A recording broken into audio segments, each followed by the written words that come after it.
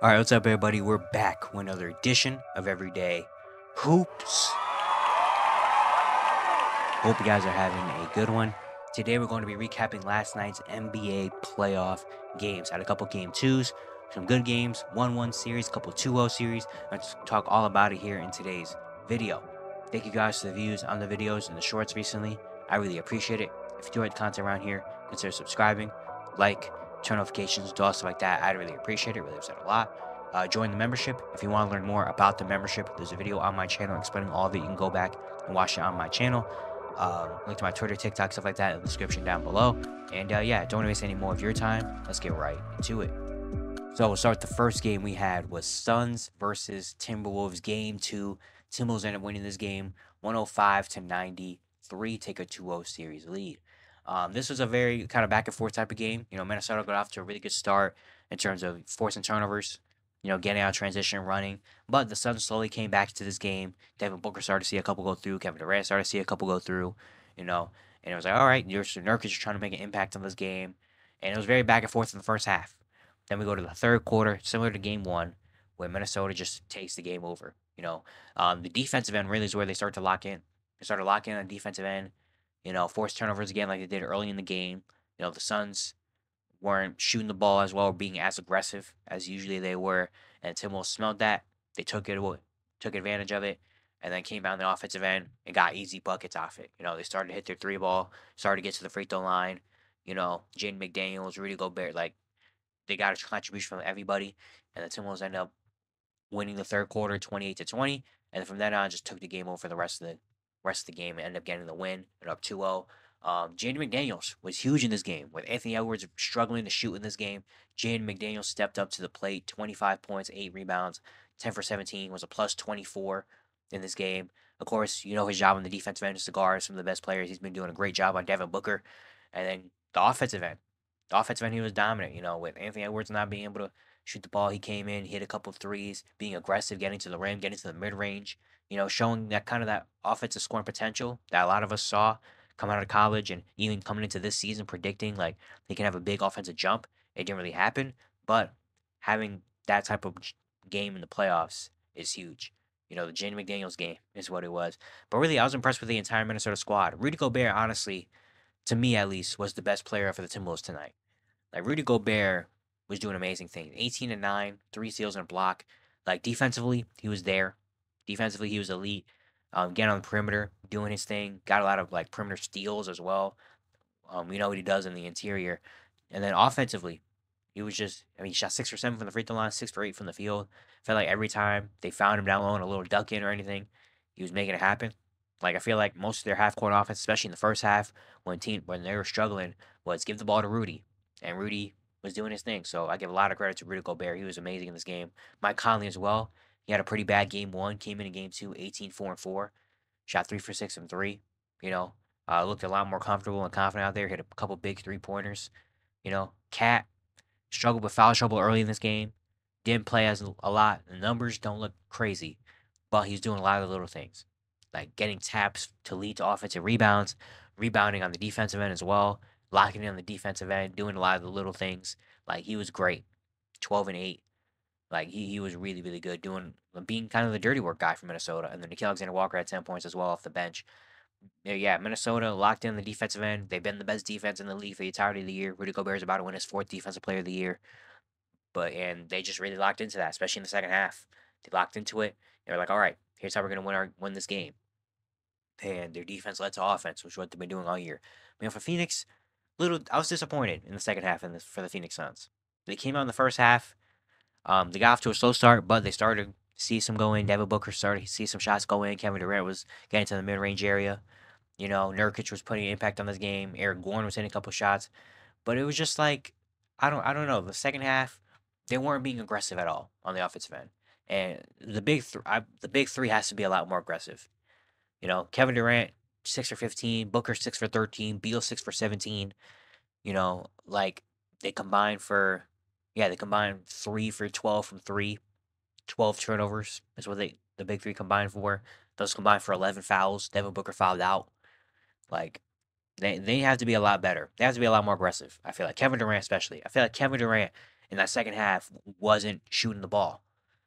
Like Kevin Durant wasn't being aggressive in the second half, and that can't happen. He needs to be better. Bradley Beal, 6 for 17, 14 points. He needs to be better. He needs to be better. First 2 games he's just kind of been there. Hasn't really had a big pop off type of game, even though he ended the regular season off really well. So he needs to be a lot better as well. Devin Booker's been having a tough series. He's been trying, but Devin Booker's been having a tough series. Jaden McDaniels has got him locked up. So those three need to step up and need to do a lot more. Also, a big thing for Phoenix now is Grayson Allen. He got injured in game one, tweaked his ankle a little bit, came in game two, early third quarter, he tweaked his ankle again, pretty bad looking this time. And now his series might be in doubt. I don't know, I haven't seen an update on him or anything at this point right now as I'm recording this, but doesn't look great, you know. And so far, he's only hit one shot in the series, but he's a huge part of the Suns team. I mean, he led the league in 3-point field goal percentage this year, and he's a pretty solid defender himself. And for a Suns team that already is lacking depth and has bench issues, losing a guy like Grayson Allen is huge. Just having the threat of Grayson Allen on the court, knowing that he can be a guy that can pop off and hit 7 or 8 threes in a game. Just having that threat is huge. So now not having him, if he doesn't play like that's a big, big loss. For Phoenix, I think one thing that was going good for them, especially in the first half, was them just being physical and aggressive. Like they were being physical. Nurkic was getting in on the rebounding. They're dominating the offensive glass in the first half. Nurkic had 6 offensive rebounds. Even Grayson Allen got an offensive rebound. Like they're dominating the offensive rebounds, needing a second chance points, and being physical on both ends. In the second half, that just didn't happen. Like they just weren't doing that. So they have to lock in on that, the physical aspect of the game, and dominate on the glass and all that stuff. Because game one, they got absolutely destroyed on the glass and second chance points. And game one, they were turning the tides. And then that just didn't happen for the rest of the game.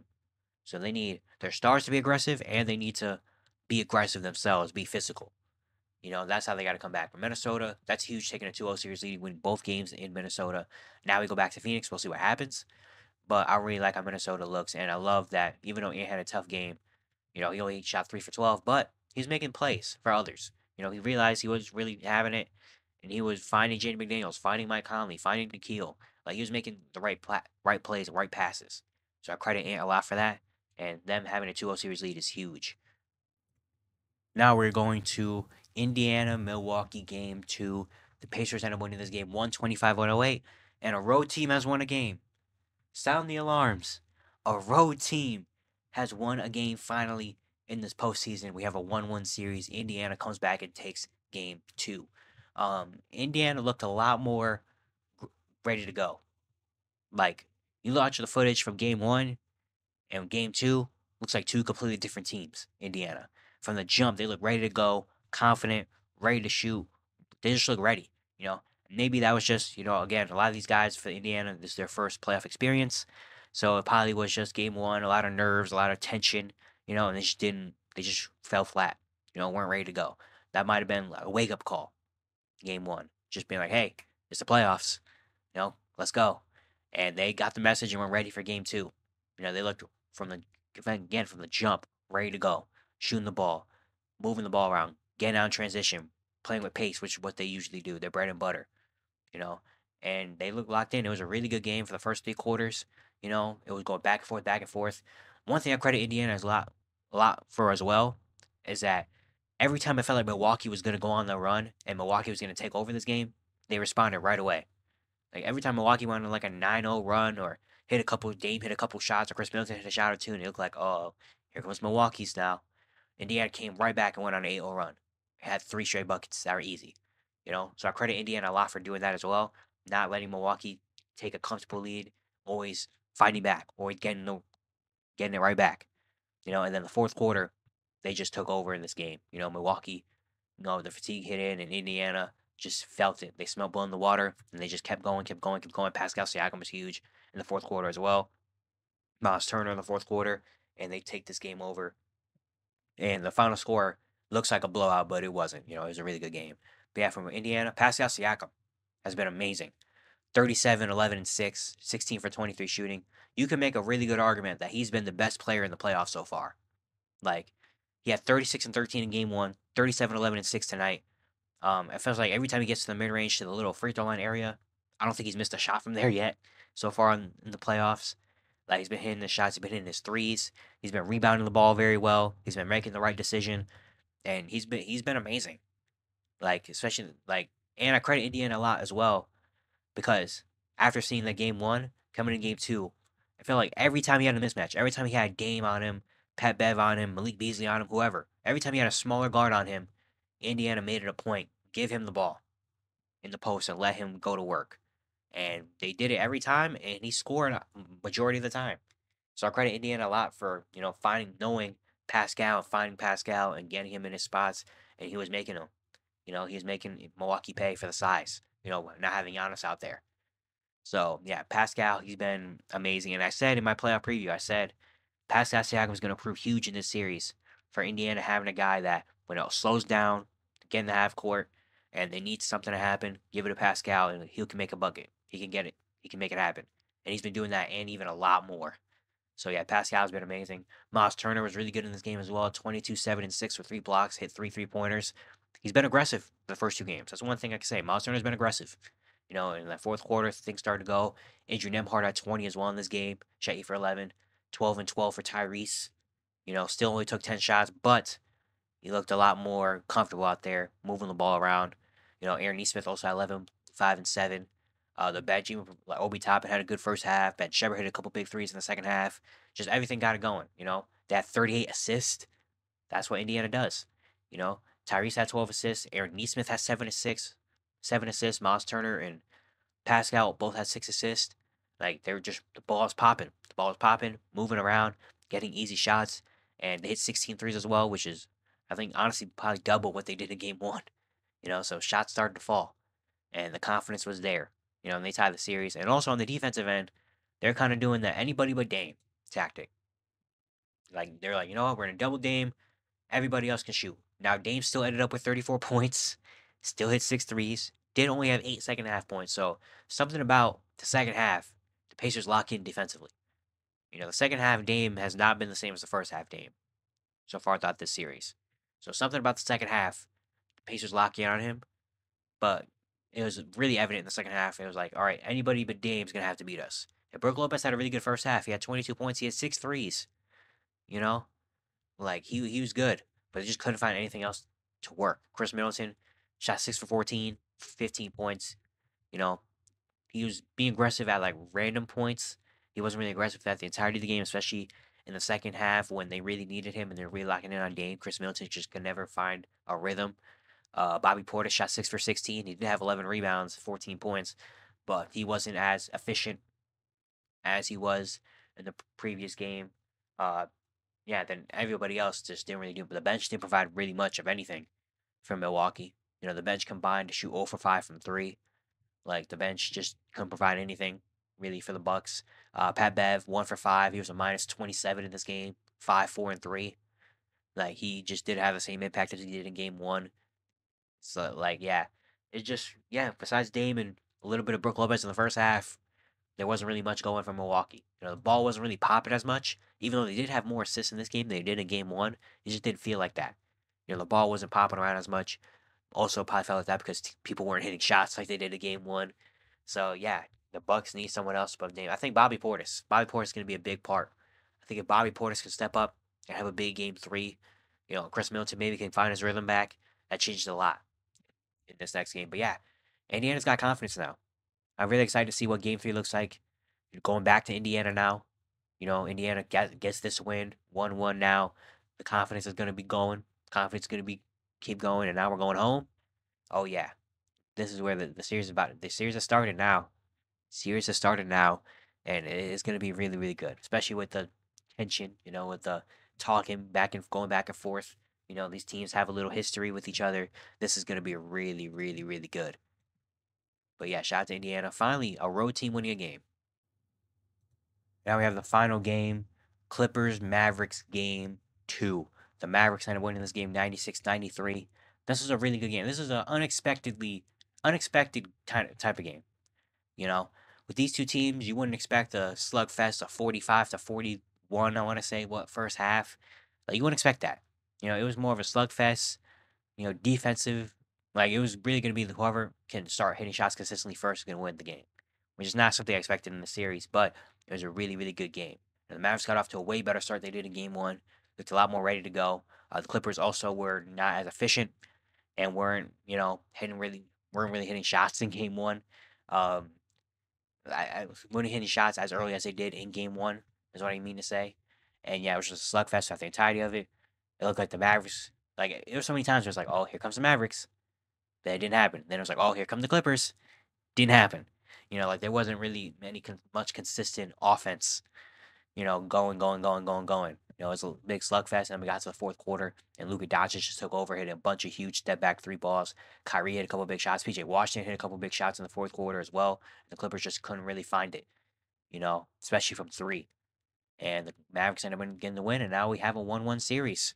For the Mavs, Luka, 32, 6 and 9, 5 for 14 from 3, 11 for 26. Didn't have a great shooting night to start the game, but that fourth quarter, man, he's inevitable. No matter what happens, he's inevitable. Hit a couple huge step back line drive threes. I was just like, oh my God. We hit that 1-3, looked back at the crowd and was just yelling the entire way down the court. Like that's Luka. Playoff Luka magic. And yeah, he was phenomenal in that fourth quarter. Kyrie 23, 6 and 3, 8 for 18. He was just showing why Luka and Kyrie's tough in the fourth quarter. Luka hit those big shots. Kyrie was right there as well, hitting some tough ones. PJ Washington as well had a really good game, 18 and 6, 3 for 4 from 3, 5 for 10 from the field. That was what they needed from PJ Washington. Derrick Jones, 10 and 7, he was 4 for 6. Didn't really get much from anywhere else. Daniel Gafford only played 9 minutes with back injury. He was 0 for 3. Derek Lively was 2 for 5. He did have 9 rebounds. Max Kleber hit 2 threes, especially hit one big one in the fourth quarter. I want to say two. After that, Josh Green had 7 rebounds. They were dominant. They were getting in the glass. The Clippers out rebounded. The Mavericks out rebounded them by only 3, but the offensive rebounds. Offensive rebounds. Mavericks had a couple big offensive rebounds in this game. So yeah, the Mavericks getting some more contributions from PJ Washington, Derrick Jones, you know, Luka and Kyrie, of course, being phenomenal. And then defensively, they're locked in. Luka Doncic was really locked in the defensive end. Like, you saw from the jump, they had a couple big plays. I was like, oh, dang. Like, he was locked in the defensive end. The Mavericks were playing really good defense on the Clippers, not letting James Harden get comfortable. I feel it was a big thing in this game. They were taking Zubac out early. Zubac got 2 fouls, like, right away. This game, not letting Zubac establish himself like he did in the first game. They were locked in on James Harden. Saw some double teams on James Harden, kind of getting the ball out of his hands, not letting him control the offense. So yeah, the Mavericks were just in there, and then Luka and Kyrie took him home. For the Clippers, just a tough shooting night. Tough shooting night. 36% from the field. They were 8 for 30 from three. You know, uh, just tough shooting night for the Clippers. They did have Kawhi Leonard back. Kawhi Leonard came back in this game. He was 7 for 17, 15, 7, 4 steals, 0 for 5 from 3. Definitely looked a little bit step behind it offensively. Defensively, he was doing his thing, but offensively, definitely looked a little step behind, especially because he hasn't really dealt with a lot of contact in his, recovery and return. Paul George 7 for 14, James Harden 6 for 14. He was 2 for 10 from 3. Terrence Mann was 1 for 3. The bench didn't provide much like they did in game one. Westbrook only had 7 points. He was 2 for 9. Norman Powell was 2 for 10.